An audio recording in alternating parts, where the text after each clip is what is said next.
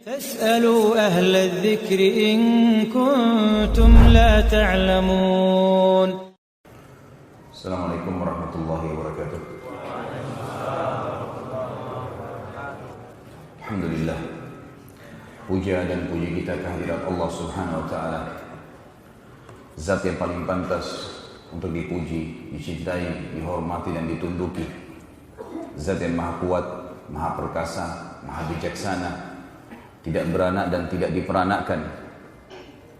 Zat yang telah menggantungkan segala kebutuhan kita dengan kalimat mulia, Alhamdulillah.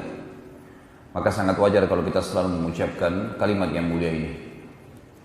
Juga kita panjatkan salam hormat kita kepada pemimpin seluruh anak Adam pada hari kiamat, manusia yang telah membawa kepada kita perintah dan larangan Sang Pencipta, sehingga kita tahu mana halal, mana haram, mana yang merupakan panduan hidup yang akhirnya membawa kita kepada kebahagiaan di dunia dan juga kehidupan abadi di surga pada hari kiamat nanti. Manusia yang telah diberikan salam hormat langsung oleh Sang Pencipta bersama malaikatnya, maka sangat wajar sebagai pengikut yang setia kalau kita selalu mengatakan dan mengucapkan salawat dan taslim kepada Nabi besar Muhammad sallallahu wa ala alihi wa sahbihi wasallam.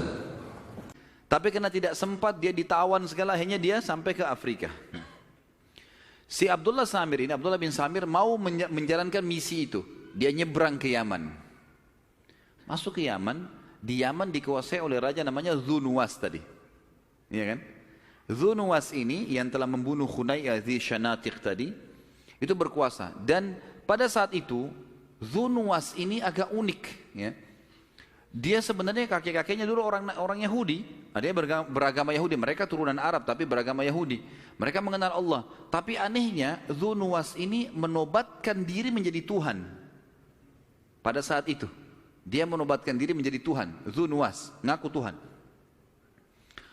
Sehingga agama Yahudi pelan-pelan sudah tertepis dari Yaman. Dan dia memang memberikan hadiah kalau orang mengaku dia sebagai Tuhan, dan memang orang-orang ngakuin dia. Zunuwas diakuin sebagai Tuhan. Dan Zunuwas ini mulai meninggalkan Taurat dan dia mulai kembali kepada seperti dulu orang-orang Rabi'ah bin Nasr yang awal, Tabban Asad dulu waktu sebelum masuk Yahudi, menyembah berhala dan api kan. Kembali ke situ dia. Kemudian dia mengembalikan semua tradisi kerajaan Yaman dulu, meninggalkan agama Yahudi, dia ngaku Tuhan, sembah berhala, sembah api, dan dia memilih satu orang penyihir yang sangat kuat untuk membantu dia. Gitu. Jadi Zunuwas akhirnya hidupnya seperti itu. Abdullah bin Samir masuk ke Yaman, mau mendakwakan, dia lihat ini bukan lagi Yahudi nih.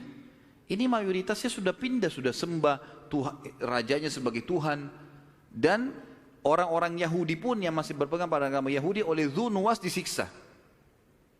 Maka Abdullah bin Samir pikir tidak usahlah. Dia tinggal di salah satu wilayah terpencil di Yaman, di atas gunung ada gua, dia tinggal di situ. Ada beberapa riwayat yang menjelaskan kalau Abdullah bin Samir ini sebenarnya masuk ke Yaman, tapi ini histori saya tidak temukan secara jelas dalam buku-buku sejarah, cuma disebutkan dalam beberapa referensi saja ya. Kalau Abdullah bin Samir ini telah masuk ke Yaman sebelum Zunuwas, ayahnya Zunuwas jadi raja, dianya masuk ke sana, kemudian dia menjadi penasehat. Tapi setelah mati ayahnya Zunuwas, Zunuwas jadi raja, Zunuwas mengaku Tuhan, lalu Abdullah bin Samir diusir oleh Zunuwas, seperti itu. Tapi saya tidak ceritakan kisah itu supaya tidak bertumpah tindih. Intinya seperti tadi saya bilang, Abdullah bin Samir sembunyi di gunung karena dia tadinya mau mendakwai orang-orang Yahudi, ternyata sudah pindah agama, mereka menyembah Tuhan rajanya pada saat itu. Abdullah bin Samir, teman-teman sekalian, waktu dia lagi tinggal di gua itu, dia berusaha mencuri waktu kapan bisa keluar, tapi sulit, intinya sulit. Si Raja Zunuwas punya penyihir yang penyihir ini sangat kuat dan membantu dia untuk menguasai Yaman pada saat itu. Sudah mulai tua, berjalan waktu sudah berumur. Lalu dia bilang kepada Zunuwas, wahai Raja, umur saya sudah pendek ini, saya kelihatannya mau mati. Sekarang coba datangkan kepada saya anak-anak muda pilihan dari Yaman, yang anak-anak muda Yaman ini bisa menggantikan saya sebagai penyihir, sehingga kalau saya mati setiap saat, dia bisa menggantikan posisi saya, bisa mendampingi Anda. Dibuatlah sayembara di Yaman besar-besaran. Buat sayembara besar-besaran di Yaman, bagaimana supaya datang anak-anak muda yang cerdas, yang siap belajar sihir. Seperti itulah. Berjalan waktu teman-teman, sayembara berjalan, ya. Sayembara mulai berjalan dan datanglah beberapa anak muda yang lolos. Ada seseorang bernama Waddah. Waddah ini anak muda yang cerdas. Dia akhirnya lolos. Satu-satunya yang lolos untuk belajar sihir. Antara rumah dia, si Waddah ini, dengan rumahnya penyihir, setiap hari dia datang belajar, dikasih emas oleh Dhu Nuwas. Pokoknya dia cuma belajar. Dia melewatin guanya Abdullah bin Samir. Dia melewatin guanya si pendeta Nasrani. Dia sempat lewat, dia masuk. Dia dengar ada suara, dia masuk. Kemudian dia kenalan sama Abdullah bin Samir. Lalu kemudian dia mulai belajar juga agama Nasrani. Tentang Allah, tentang Nabi Isa dan seterusnya. Sambil dia belajar sihir, anak ini. Sambil dia belajar sihir. Bolak-balik. Satu waktu ilmu sihirnya sudah sampai pada puncaknya. Juga memahami Injil juga sudah sampai pada puncaknya. Anak muda ini, si Waddah, kemudian keluar, pulang dari belajar sihir, dia menuju ke rumahnya. Di tengah jalan dia temukan ternyata ada hewan yang menahan masyarakat. Waktu itu kebetulan jalan-jalan di antara lereng gunung setapak, tempatnya penyihir di atas gunung, turun ke bawah ke kota harus lewat lereng gunung. Di situ ada hewan, tapi nggak disebutkan, cuma dalam hadis Bukhari disebutkan dabbah. Hewan ini menahan jalan. Lalu anak muda ini mulai berpikir, orang-orang mulai berbicara, ini ada anak muridnya si penyihir nih, tolong bantu kami nggak bisa, hewan ini dorong, nggak bisa, pindahin nggak bisa, karena jalan setapak kecil, entah dari mana hewan itu datang, dan hewan ini juga kayak ketakutan, kalau dia bergerak salah dia akan jatuh ke jurang hewan itu. Maka pada saat itu Waddah berkata, hari ini saya akan buktikan apakah ajarannya Abdullah bin Samir yang benar atau ajarannya si penyihir. Dia pun mengambil batu kecil, lalu dia mengatakan, ya Allah, buktikanlah kebenaran agamamu kalau ini benar. Lalu dia membaca Bismillahi Allahu Akbar, dilempar batu kecil itu, ya. Dalam sebagian athar disebutkan batu itu sangat kecil, tapi terlihat oleh orang-orang yang ada di sekitar dia. Lalu dia mengatakan Bismillahi Allahu Akbar, dilempar ke hewan itu mati, kemudian jatuh ke dalam jurang. Orang-orang pun akhirnya berkata, hebat sihirnya. Maka Waddah mengatakan ini bukan sihir. Lalu mulailah si Waddah ini membongkar kedoknya si penyihir. Sungguh sihir itu bohong, kalian ditipu selama ini. Saya sudah belajar, semua itu cuma penampakan. Karena si Waddah kalau belajar sama penyihir, emang penyihir selalu bilang, hai Waddah, kalau kau mau jadi pengganti saya dan kau akan kaya raya, semua kebutuhanmu akan terpenuhi. Kalau saya mati kau jadi penasehatnya raja. Syaratnya satu, takutin manusia. Gitu saja. Jadi ilmu sihir semua isinya takut-takutin, gitu kan. Pakai tengkorak lah, tempat yang gelap lah, segala macam lah. Ya. Apa sajalah, merubah wujud dari kecil menjadi besar, tidak bergerak menjadi bergerak. Semuanya itu adalah alam sihir. Gitu. Maka Waddah ini sangat tahu ilmu sihir. Kalau ini semua dusta. Mulailah Waddah ini mendakwakan agama Nasrani di wilayah Yaman.